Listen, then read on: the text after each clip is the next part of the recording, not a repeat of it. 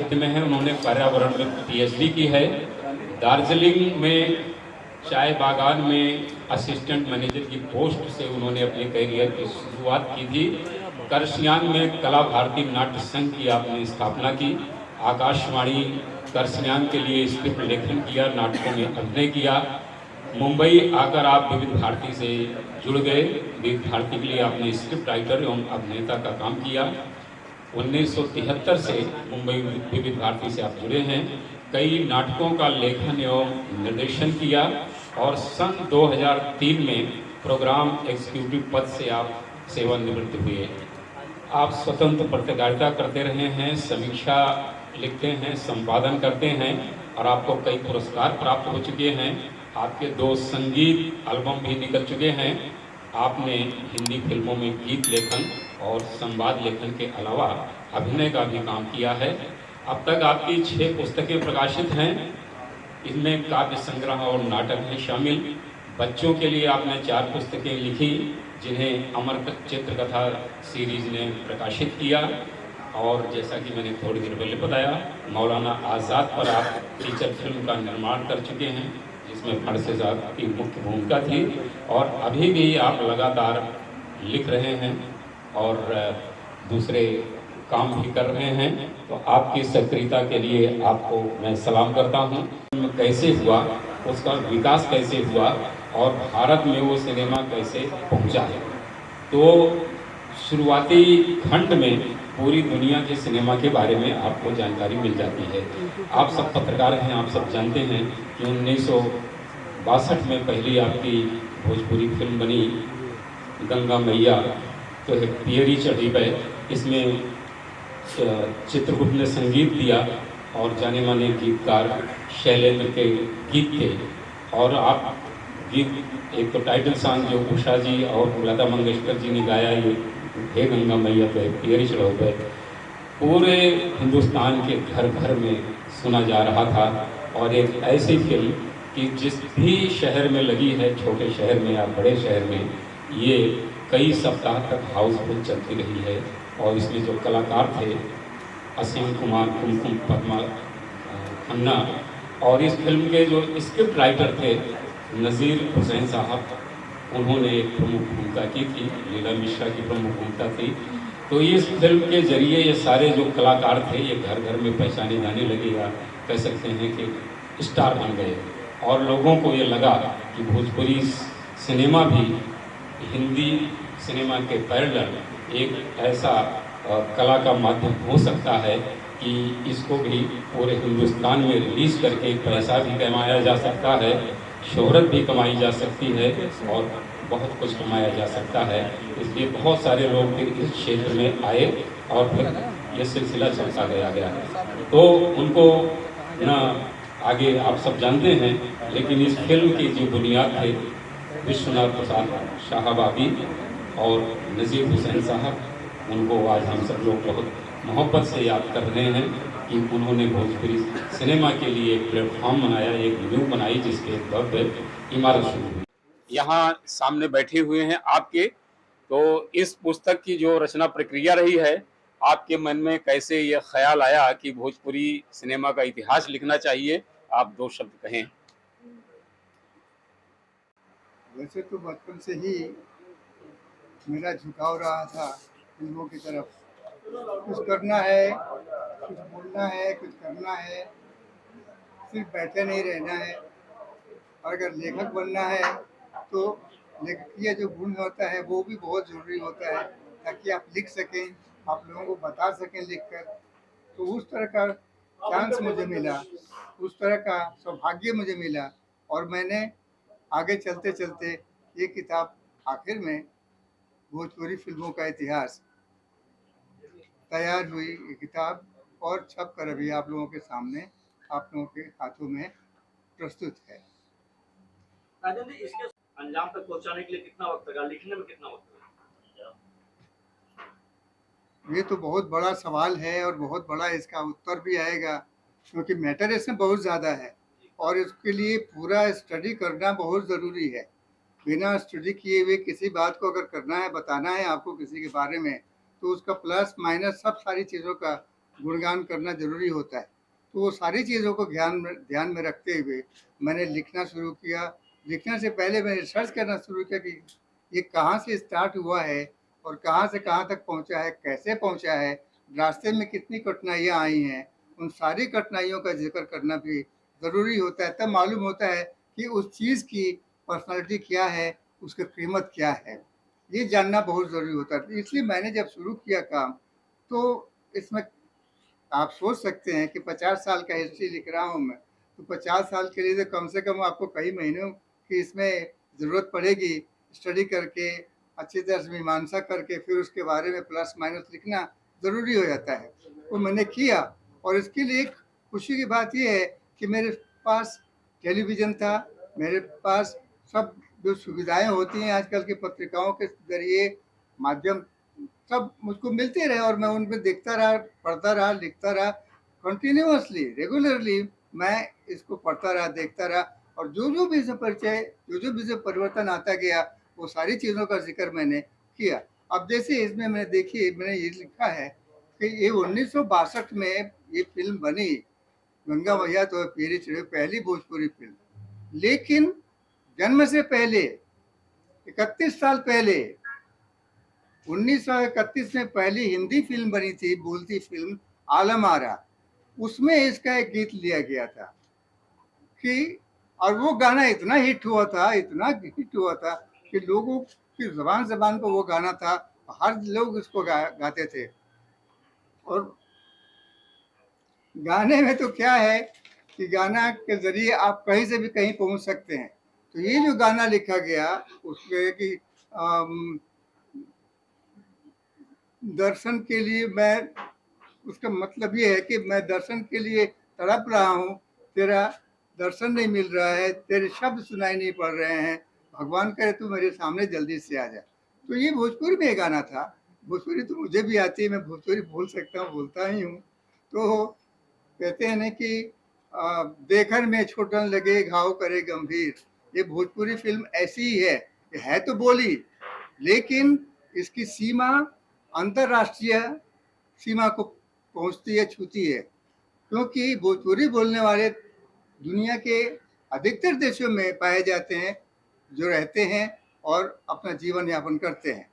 तो ये भोजपुरी सिर्फ बोली नहीं है, इसके अंदर बहुत गुण है, इसके अंदर बहुत वजन है और ये वजन किसी दूसरी बोली में नज़र नहीं आता है। चाहे वो मैथिली हो, चाहे वो बज्जिका हो, चाहे वो अंगिका हो, किसी में भी ये गुण दिखाई नहीं पड़ता है जो इसमें है। और इसीलिए दूसरे लोगों ने भोजपुरी में आकर के फिल्में बनाना शुरू किया था, क्योंकि अब देखिए ना, इसके अंदर गुण है, तभी तो डॉक्टर राजेंद्र प्रसाद जो हमारे प्रथम राष्ट्रपति थे देश के, उन्होंने, उनकी भाषा भी भोजपुरी है। तो उन्होंने देखा कि उनकी भाषा में अभी तक तो कोई फिल्म बनी नहीं है, जबकि गुजराती में बन गई है, मराठी में बन गई है, मलयालम में बन गई है, तो हिंदी में की, भोजपुरी में क्यों नहीं बनी है? तो उन्होंने विश्वनाथ प्रसाद शाहाबादी से बताया, बात की, कहा कि भाई आपने के पास तो इतना पैसा है, आप तो कारखाने के मालिक हैं, खदान के मालिक हैं, क्या आप एक पिक्चर नहीं बना सकते हैं? उनको एक प्रेरणा मिली विश्वनाथ प्रसाद शाहाबादी को, उन्होंने कहा कि ठीक है मैं बनाऊंगा पिक्चर। और उन्होंने बाद में नज़ीर हुसैन जी से मुलाकात की, बात की, उनसे स्क्रिप्ट लिखवाया और फिल्म बनी और इतनी ज़बरदस्त पिक्चर बनी कि आज भी लोग उसको याद करते हैं, उसके गाने गुनगुनाते रहते हैं। तो चीज़ ये है कि अगर आप कुछ करते हैं, सही मायने में आप करते हैं, तो उसका असर बहुत दूर तक पहुंचता है। अब जैसे मैंने भी कहा कि देखन में चोटन लगे घाव करे गंभीर, ये भोजपुरी बोली लगती है, लेकिन ये अंतर्राष्ट्रीय सीमा को भी छूती है, जो किसी बोली के, दूसरी बोली के बस की बात नहीं है। तो मैं ये बोल रहा था कि भोजपुरी वो बोली ना कह के हम इसको कहें कि भाषा ही है, क्योंकि भोजपुरी का बहुत विस्तार हो गया अभी। ये बिहार, यूपी, मध्य प्रदेश की बोली है और तीनों प्रांतों में ये बहुत अच्छी तरह से बोली जाती है और इसलिए इसका एक अपना रुतबा है, अपना एक स्थान है और उस स्थान को बनाए रखने के लिए, आगे बढ़ाने के लिए एक बात तो माननी पड़ेगी, भोजपुरिया लोगों ने उसको बहुत आगे बढ़ाया है। फिल्म इंडस्ट्री में, हिंदी फिल्म इंडस्ट्री में अगर कोई कहा जाए कि गढ़ है या मजबूत सीढ़ी है तो वो है भोजपुरिया लोग, जो बिहार से, यूपी से, मध्य प्रदेश से बिलोंग करते हैं, और वही पूरी हिंदी फिल्म इंडस्ट्री पे छाए हुए हैं। कैसे कह सकते हैं कि वो रीढ़ की हड्डी की तरह है, और उन्होंने ही भोजपुरी हिंदी फिल्म को आगे बढ़ाया है। तो भोजपुरी को क्यों नहीं करेंगे? तो भोजपुरी में किया, और भोजपुरी में जो दो तीन पिक्चरें उनमें बनी, जैसे गंगा मैया तो पीड़ित रही वो, उसके बाद लागे रहे छोटे राम, उसके बाद विदेशिया, ये 3 फिल्मों ने तो रिकॉर्ड तोड़ दिया। इतनी ज़्यादा इसमें कमाई हुई है। मैं एक बार और बताऊं कि भोजपुरी की एक दूसरी जो अद्वितीय मिसाल है वो ये है कि जब ये पिक्चर बनी और रिलीज हुई थिएटर्स में, सबसे पहले बनारस के प्रकाश टॉकीज में ये रिलीज हुई थी। उसके बाद बिहार के जितने भी थिएटर, छोटे छोटे शहर हैं, उस शहर में जितने भी थिएटर है, सबने इसको अपनी इज्जत का सवाल बना लिया कि हमारे थिएटर में भी ये पिक्चर रिलीज होगी। तो जितने भी थिएटर थे उस शहर में, वहाँ के सारे थिएटर में ये पिक्चर लगी, जो आज तक। सॉरी सर, इंटरप्ट किया, आप माफी चाहते हैं इसके लिए। सवाल ये है सर कि सबसे पहले तो मैं आपको शुक्रिया कहना चाहता हूँ कि आपने भोजपुरी सिनेमा के इतिहास को डॉक्यूमेंटेड किया, इसे कागज पर उतारा, इसके लिए सबसे पहले तो आपको साधुवाद और शुक्रिया। सर सवाल यह है कि आज के इस दौर में जब डिजिटल इतना मजबूत है, इंटरनेट इतना मजबूत है, ज्यादातर चीजें पब्लिक डोमेन में है। आपने जो कहानी बताई, मुझे लगता है यहाँ मौजूद ज्यादातर लोगों को कहानी पता होगी कि राजेंद्र प्रसाद ने हमारे वहां जिस तरह से कहा कि भाई किताब लिखी, आप फिल्म बनाइए। जब सब कुछ इंटरनेट पे है, ऐसे में क्या ऐसी चीज है, क्या ऐसी जानकारी है जो आपकी किताब में मिलेगी, जो इससे पहले पाठकों को, ऑडियंस को नहीं पता थी? क्या उसके लिए आपने कुछ लोगों के इंटरव्यूज किए? क्या आपने कोई ऐसे एक्सक्लूसिव जानकारी इकट्ठा की जिसे आप हमें शेयर कर सके कि भैया ये एक चीज है जो मेरी किताब में मिलेगी? बस देखिए, जब इतिहास हम लिखने बैठते हैं तो उसमें ये देखा जाता है इसका प्लस माइनस क्या है। वो सारी चीज़ों का उसके बारे में बोलते हैं, बाकी जो दूसरी चीज़ें होती हैं वो दर्शक हो जाते हैं, वो उसके गवाह बन जाते हैं, और वो उसके साक्षी बनने के बाद आगे अपने अपने विचारों को व्यक्त करते हैं। जो इतिहास लिखने की बात है, वो इतिहास इतिहास ही होता है। भोजपुरी का इतिहास हो या हिंदी का इतिहास हो, उसमें कोई भी डिविएशन नहीं हो सकता है। जो है वो है, वो फैक्ट है और फैक्ट रहेगा। उसको कोई बदल नहीं सकता है, नहीं वो उसमें खामखा का प्रस्तावना करके, तारीफ करके उसके रूप को बढ़ा नहीं सकता, बिगाड़ नहीं सकता है। क्योंकि जो है वो है, जो सत्य है वो सत्य है। तो हम तो यही मानते हैं कि भोजपुरी में आज तक जो कुछ भी हुआ है, जो पर्दे पे उतरा है, जो प्रकाशित होकर के आया है, उसका जो रूप है वो वहीं तक रहेगा। उसके बाद जो टेक्नोलॉजी बढ़ती जा रही है, उसके अंदर प्रचार होता जा रहा है, विकास होता जा रहा है। वो जो विकास है वो फिल्म में जो बन चुकी है, वहाँ जो टेक्नोलॉजी है, टेक्नोलॉजी का ही हम उपयोग कर सकते हैं। बाकी जो दर्शक देख रहे हैं उनको पता चलता है कि टेक्नोलॉजी का कितना उपयोग हुआ है। उसके बारे में कुछ कहा नहीं जा सकता। कहा कहना है तो इतिहास ही लिखिए या तो फिर दूसरी किताब लिखिए। लेकिन अगर भोजपुरी के इतिहास लिखते हैं तो हम भोजपुरी के बारे में ही लिखेंगे, हम किसी और चीज़ के बारे में नहीं लिख सकते। अगर लिखेंगे तो फिर उस जो उद्देश्य है किताब लिखने का, भोजपुरी का इतिहास लिखने का, वो उद्देश्य बेकार हो जाएगा। इसीलिए जो इतिहास में लिखा गया है वही लिखा जाएगा और वही सत्य है। सत्य को हम छोड़कर कहीं और नहीं भटक सकते। इसलिए जो कुछ भी आपने कहा है, मुझे इस बारे में आपको बताने की जरूरत इसलिए बढ़ गई है कि ताकि भोजपुरी क्या है, उसका रूप क्या है, गोरा है, काला है, नाटा है, लंबा है, मोटा है, पतला है, वो उसका आप विवरण देंगे ना, तो उसके बारे में हम लिखेंगे। किसी और के बारे में हम नहीं लिख सकते हैं। अगर हम लिखेंगे तो विषयांतर हो जाएगा, और विषयांतर का मतलब होता है कि आपने जो लिखना था, आपने जो लिखा वो बेकार हो गया। इसीलिए भोजपुरी में जो कुछ भी लिखा किया है, हुआ है, बनाया गया है जो फिल्मों के जरिए, वो उसका जो खाका है, उसका जो लेखा जोखा है, वही मैंने उसमें किताब के जरिए आप लोगों तक, मतलब पाठकों तक पहुंचाया है। पढ़ने वाले लोग कम है। देखिए, जो लेखक है, लेखक का काम क्या है, पाठक का काम क्या है, हर एक की अपनी अपनी भूमिका है, हर एक की अपनी अपनी जिम्मेदारी है, और उस सीमा को वो पार करके नहीं जा सकता है। अगर वो जाएगा तो पाठक नहीं रहेगा, अगर वो जाएगा तो लेखक नहीं रहेगा, अगर वो पार जाएगा, क्रॉस करेगा तो दर्शक भी नहीं हो सकता है। फिर दर्शक कितना देखेगा, कहाँ तक देखेगा? उसकी आंखों की अपनी एक सीमा होती है, पहचान होती है। अगर उसको नहीं पहचान सका ठीक से, तो फिर तो व्यक्तित्व का कोई ठीक से नहीं हो सका उसका। व्यक्तित्व का जो भी आप चित्रण कर रहे हैं वो सही ढंग से नहीं जाएगा लोगों तक। इसलिए हर एक की अपनी अपनी सीमा है और हर एक को अपनी अपनी सीमा में ही रह के सारा काम करना है, तभी उस व्यक्ति का, उस वस्तु का रूप जो है, सही रूप, वो उभर कर लोगों के सामने आता है। तो अभी जो टेक्नोलॉजी की बात कर रहे हैं, वो टेक्नोलॉजी अलग है, लेखन अलग है। लेखन अगर जैसे यूट्यूब है, पहले तो यूट्यूब नहीं था, अब यूट्यूब आया है। अब इसी हिसाब से आगे हम बढ़ते जाएंगे, उसी तरह से टेक्नोलॉजी बढ़ती जाएगी और उसका प्रदर्शन लोगों तक पहुंचता जाएगा। लेखक का काम है लिखना, वो उसके हाथ में कलम है, उस कलम का जितना भी सहारा ले सकता है, जहाँ तक वो पहुंचा सकता है लोगों तक, वहाँ तक पहुंचाने की कोशिश करता है। बाकी रहा दर्शक, बाकी रहा पाठक, उनका भी अपना अपना बंधा हुआ रोल है, बंधी हुई उनकी भूमिका है, जिम्मेदारी है, उस तक वो भी रहेंगे तो ठीक है। अगर क्रॉस करते हैं तो फिर वो दर्शक नहीं होंगे, फिर वो पाठक नहीं रह पाएंगे। डॉक्टर राजेंद्र, मेरा आपको भोजपुरी सिनेमा के इसमें दर्शकों के लिए पेश कर रहे हैं? हमने अभी तक इसे 2008 तक किया हुआ है, क्योंकि हमने देखिए इतिहास लिखने का अभी एक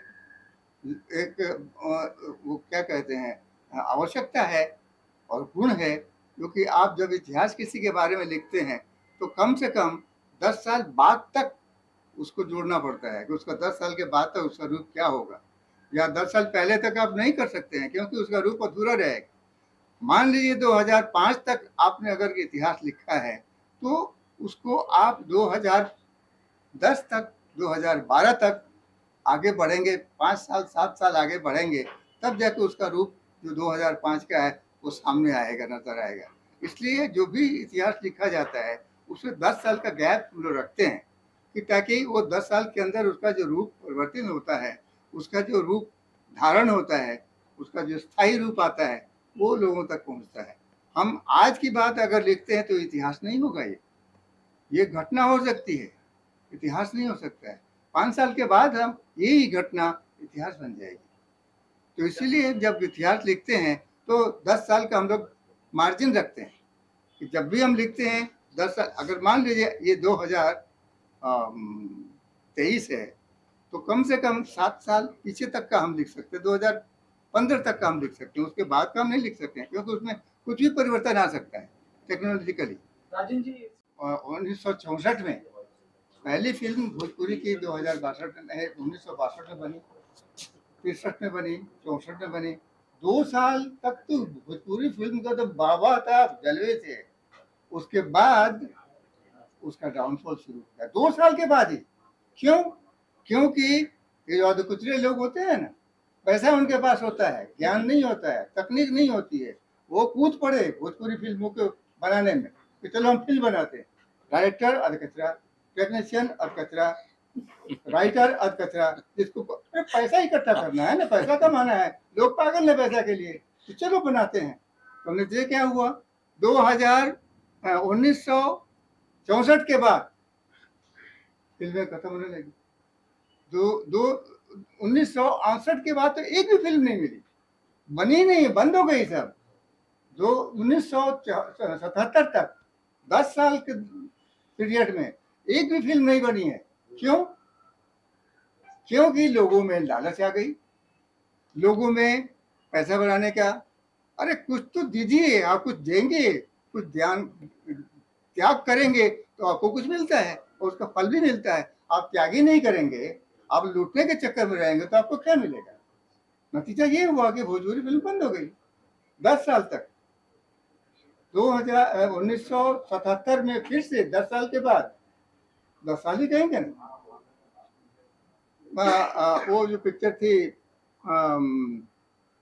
दंगल करके आई पिक्चर और रंगीन बन के आई, क्योंकि अगर वो ब्लैक एंड व्हाइट होता तो शायद लोगों में उतना इंटरेस्ट नहीं आता, लेकिन उस इंटरेस्ट को क्रिएट करने के लिए दंगल को रंगीन बनाया और वो पिक्चर इतनी सुपरहिट हुई कि फिर से दूसरी गाड़ी भोजपुरी फिल्मों की चालू हो गई, दूसरा दौर शुरू हो गया। और ये 1977 से लेके 1979 तक ये पिक्चर का दूसरा दौर चलता रहा और एक के बाद एक टेक्निक। सोचिए ना, फिल्में हर साल बढ़ती गई 1986 में 19 फिल्म बनी है, जो आज भी रिकॉर्ड है। किसी भी बोली में इतनी इतनी बड़ी फिल्म नहीं बन पाई। जी। एक साल में 19 फिल्म बनाना कोई छोटी बात नहीं है। में नहीं गए, दूसरे भाषा में बोली में नहीं गए, क्यों भोजपुरी में ही आए? आप, मैं कहने का मतलब है कुछ तो आपके अंदर कोई खास बात है, तभी तो लोग आएंगे ना। रवि किशन क्यों आ गए? हीरो बन गए वो, क्यों इतनी जल्दी बन गए वो? सोचने वाली बात है ये कि आपके अंदर कोई गुण है कि आप लोगों को प्रोजेक्ट करते हैं, आप लोगों को हाईलाइट करते हैं, और उस तरह से हाईलाइट करते कुछ गलत चीज नहीं है। आप जो है वही उसको फोकस में डालता है और वही लोगों तक दिखाई पड़ता है और लोग उसको पसंद करते हैं। सर उनका ये कहना है कि अपने मनोज तिवारी जी के लिए कुछ इसमें कुछ लिखा है कि उनके बारे में कुछ बातें। बिल्कुल, मनोज तिवारी भी तो उनके बारे में भी लिखा हुआ है। सर ये पूरी फिल्मों बूते की बात नहीं, ऑनलाइन के लिए सामने तो कुछ चाहिए ना आपको देखने के लिए। कौन लाएगा? लिखेगा तभी तो आएगा ना सामने। बेसिक चीज क्या है, रूट क्या है? लिखना, लेखन। लेखक अगर है तो कलम से लिखता है वो, और उस कलम को तकनीक के जरिए वो चेंज करता है, चाहे ऑनलाइन पे जाए या फिजिकल पे जाए। चीज तो वो है, आप तक वो चीज पहुंच कैसे रही है, उस तकनीक की सबसे बड़ी खूबसूरती है, जरूरत है उसकी।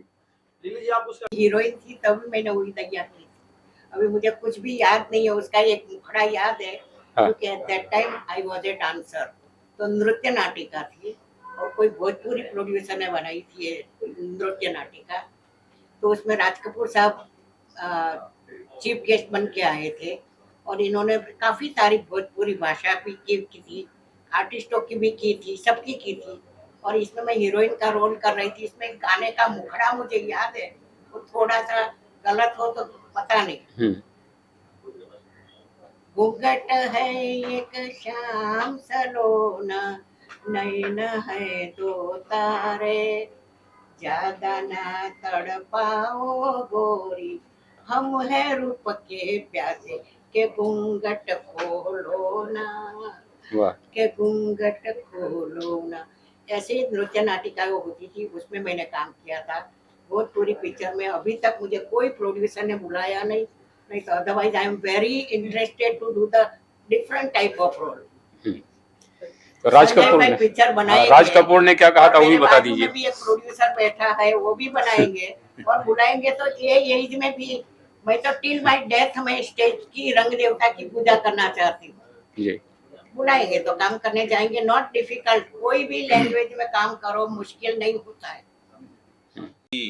आप सभी बात अभी कर रहे थे कि डिजिटल का जमाना है और उसमें ये बुक लिखी गई है, तो सबसे पहले तो बहुत बहुत इनका अभिनंदन करना चाहिए कि उन्होंने इतनी मेहनत की डिजिटल के ज़माने में। और जो बुक पढ़ने वाले हैं वो बुक ही पढ़ते हैं, कितना भी मोबाइल लेके आओ, मोबाइल पे 50 बार उंगली घुमाओ, ये घुमाओ, बहुत मगजमारी। तो मेरे हाथ में अगर बुक आएगी तो मैं पहले बुक पढ़ूंगा। तो बहुत बहुत धन्यवाद है इनका कि ऐसे डिजिटल के ज़माने में इन्होंने बुक लिखी है और ये उम्र के पड़ाव में, तो उनके लिए बहुत बहुत धन्यवाद करना चाहिए इनका। मैं एक दो शब्द कहना चाहता हूँ भोजपुरी के बारे में। जी। लेखक का सबसे बड़ा होता है, जो हर चीज भोजपुरी लेखन पे ही रहती है ना। स्टोरी अच्छी है तो कचरा भी चल सकता है। सही बोले। लेखक is a backbone of the story. वो लेखक हो चाहे वो गीतकार हो, ये सब बैकबोन ही होते हैं। और वो जो चित्रित करते हैं, बताते हैं कि हम किस रूप में हैं और कहाँ जा रहे हैं। अब आपको बताया मैंने कि जब भोजपुरी का सपना चढ़ा और लोगों ने भोजपुरी में फिल्में बनानी शुरू, भोजपुरी शब्द को लेकर, भोजपुरी टॉपिक को लेकर हिंदी में फिल्में बननी शुरू हुई थी। उस वक्त एक फिल्म बनी थी खिड़की में एक गाना रखा गया था, भोजपुरी में गाना था, वो हिंदी फिल्म थी, भोजपुरी में रखा गया था और वो था गांधी जी के ऊपर। ए हो दुल्हनिया तू जाओ बजरिया, लाओ चुनरिया से खादी की, क्या खादी की, हाँ खादी की, जय बोलो महात्मा गांधी की, जय बोलो महात्मा गांधी की। ये चीज है, तो जो जरूरत है उसी का चित्रण होता है और वही पब्लिक तक पहुंचाई जाती है, पब्लिक उसको पसंद करती है। गलत चीज पब्लिक कहीं पसंद नहीं करती है। बिल्कुल सही सर। चलिए सर आप क्या कहेंगे, सर आप क्या कहेंगे सर? देखिए मैं बेसिकली फाइनेंस से हूँ, प्रोड्यूसर भी हूँ, लेकिन भोजपुरी पिक्चरों का अभी रीजनल फिल्म टाइम अच्छा है, और अगर पिक्चरें बनेगी और अच्छी पिक्चरें बनी फिर सब्जेक्ट अगर अच्छे हो तो डेफिनेटली भोजपुरी पिक्चरें भी चलेगी। और जो प्राइसिंग हो गई है उसको कंट्रोल करना बहुत ज़रूरी है। जो अभी हिंदी का देखकर भोजपुरी लोग भी, एक्टर भी उतना ही मांग रहे हैं, पैसे का जो ये हो गया, जब तक कि पिक्चर देखने वाले नहीं जाएंगे तो कितना भी पैसा लगाओ तो कोई फायदा नहीं। पिक्चर देखने वाले जाना चाहिए थिएटर में, और ये सब पिक्चरें थिएटर की है। ये इस पे जब आना है, किस पे डिजिटल पे आनी है वो बात की है, पहले थिएटर में आदमी जाना चाहिए, और थिएटर में लोग नहीं जा रहे। ये सब में बड़ी मेरे ख्याल से अब ग्रस्त नहीं हूँ, अब तो सब पार्टनर हो गए सब। अरे भैया मोटर न्यूज चैनल आए, लाइक कीजिए, शेयर कीजिए और सब्सक्राइब कीजिए भैया।